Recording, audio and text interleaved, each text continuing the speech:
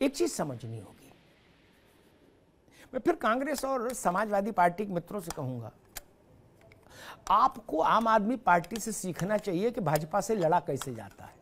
क्या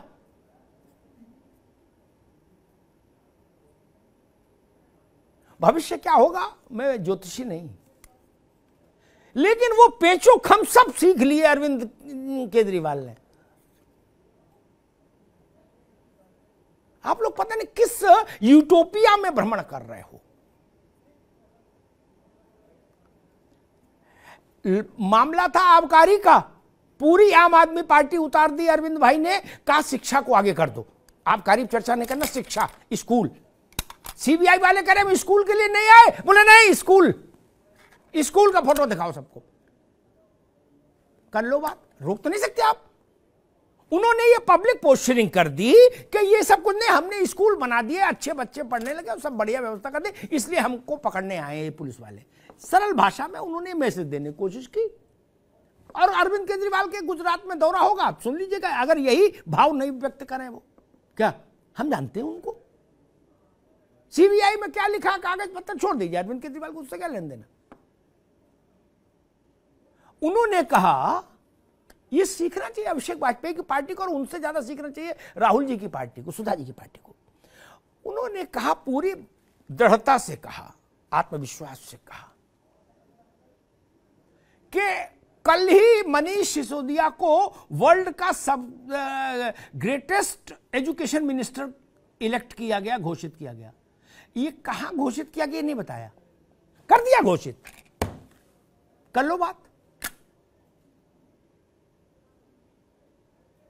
भाजपा इनसे लंबी पतंग उड़ा पाए तो बताए, उन्हें घोषित कर दिया वर्ल्ड का ग्रेटेस्ट एजुकेशन मिनिस्टर, ताल ठोंक दी। क्या अब भाजपा वाले काफी पलट रहे, बोले हम क्या करें, तो हमसे भी तेज निकल गया, सीखा हम ही से और फिर हम ही पे। क्या देखो मोहम्मद तकी मुस्कुरा रहे हैं, जान रहे हैं कि भाई साहब ने बात ठीक कही। क्या मेरे सारे मित्र हैं आम आदमी पार्टी के संचालक जितने हैं, सारे मित्र हैं। केजरीवाल जी ने कहा ना, छोटी गोली से काम नहीं चलेगा, डोलो 650 mg दो सीधी। बोले जी स्कूल के में चूंकि वर्ल्ड के सबसे बड़े एजुकेशन मिनिस्टर घोषित हो गए, इलेक्ट हो गए मनीष सिसोदिया, अब सारे लोग ट्विटर गूगल देख रहे हैं कि कहां कंपटीशन हुआ। क्या मतलब, ठीक है बोल दिया, क्या जेलो। फिर मैं कहता हूं लड़ाई इसी बात पर आके टिकेगी कि अगर आम आदमी पार्टी ये प्रचारित कर ले गई, स्थापित कर ले गई, समझाना तो जनता को है, अदालत को क्या समझाना है वो वकील जाने। पॉलिटिकल आदमी को अदालत को नहीं समझाना होता है, अदालत के वर्डिक्ट किताबों में रहते हैं, उसको जनता को समझाना है। जनता को अगर वो समझा ले गए कि भाजपा से लड़ रहे थे इसलिए सजा मिली, तो इनकी जय, और भाजपा समझा ले गई कि ये माल कमा रहे, काट रहे हैं दारू में, तो भाजपा की जय।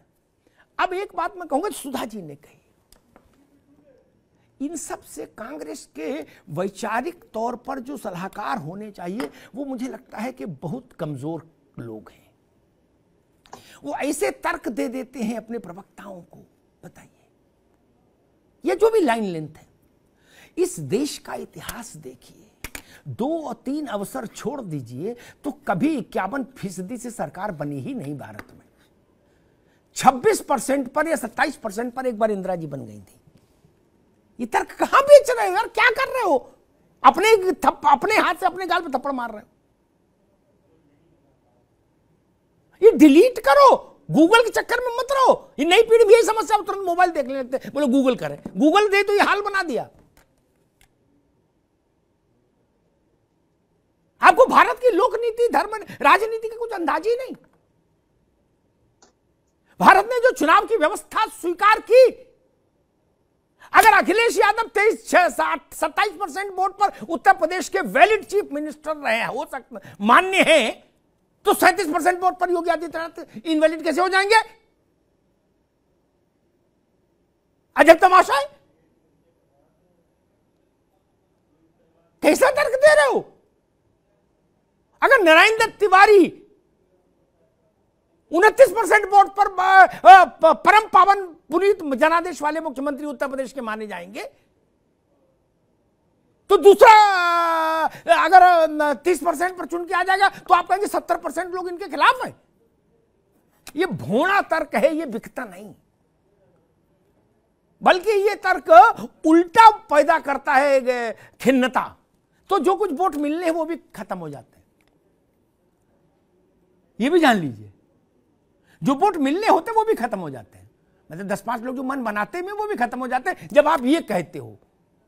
लोग बोलने वाले को लगता है कि मैं बड़ी अद्भुत बात लाया हूं कि भाई इनके खिलाफ। कैसी बात कर रहे हो? 31% पर इंदिरा जी की सरकार बनी, मान लीजिए, तो ये कह के इंदिरा जी को हाथ पकड़ के कुर्सी से उतार देंगे कि 69% कहां है, पहले वो बताओ, आज मैं ढूंढ के लाया हूं तर्क। कोई बात हुई? इस बात का कोई वजूद है नहीं, इस बात का कोई अर्थ ही नहीं, अर्थहीन बात है। भारत ने जो निर्वाचन प्रक्रिया तय की वो ये है कि जितने वोट पड़ेंगे उतने में बहुमत हो। भारत की पूरी जनता में बहुमत तो किसी को नहीं मिला, और ऐसा कोई निर्वाचन मुझे कोई बता दे जिसमें जो सरकार बनी हो किसी राज्य में या केंद्र में, जिसको सारे भारत के या राज्य के मतदाताओं ने वोट किया हो। न कभी हुआ, और लिख लीजिए न कभी होगा। इसलिए इन तर्कों के साथ मत चलिए। अरविंद केजरीवाल की पीसी देखिए, वो राजनीति को समझते हैं। वो कह रहे हैं कि जाने कितनी बार रेड हुई हम लोगों के ऊपर, हम जानते हैं सच्चा काम करेंगे तो अड़चने आएंगी। अब इस मासूमियत पर आप क्या कहेंगे?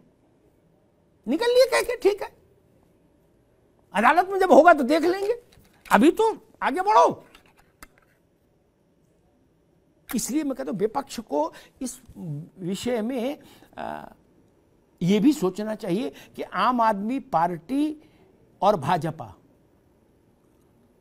चर्चा में दो लोग ज्यादा हैं। भाजपा का तो स्वाभाविक है होना, लेकिन भाजपा के विरुद्ध अगर इस ढंग के मंचों पर आम आदमी पार्टी ही चर्चा में दिखेगी तो स्वाभाविक है वो जो स्पेस है वो फिर बाकी दलों के लिए कम हो जाएगा। और राष्ट्रीय फलक पर अगर आप देखें, बाकी सब रीजनल फोर्स है, एक एक राज्य वाले। कांग्रेस है जो नेशनल फोर्स है, नेशनल पार्टी है, उसको नुकसान ज्यादा होगा। अगर सेंटर स्टेज में गुजरात में आम आदमी पार्टी आ जाएगी तो स्वाभाविक है कांग्रेस वहां से आउट होगी। पंजाब में जो हुआ, कांग्रेस ने चन्नी का प्रयोग किया लेकिन खत्म हो गई वहां।